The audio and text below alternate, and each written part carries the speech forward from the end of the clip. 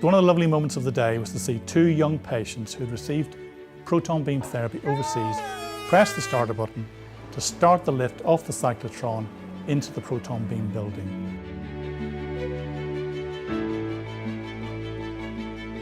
And that's very appropriate because patients are at the centre of everything we do, and for patients to be doing that on the day represented a real plus for all of us watching.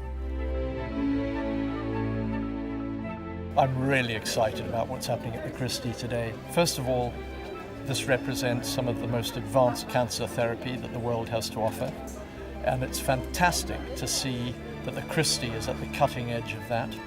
Secondly, I think it'll bring enormous opportunities for research. And finally, I'm really pleased for the patients of England because many patients are having to have their treatment outside the country, and now we're going to bring it to them at home. I was so keen to come today because we've been looking forward and planning this event when the cyclotron finally arrives at Manchester, at the Christie, to be brought into the building that we've been watching as it grows, and now it's arrived and we're all seeing it, and I'm just so pleased because we're still on track, we're still on schedule for that really important date when we can first treat the first patient.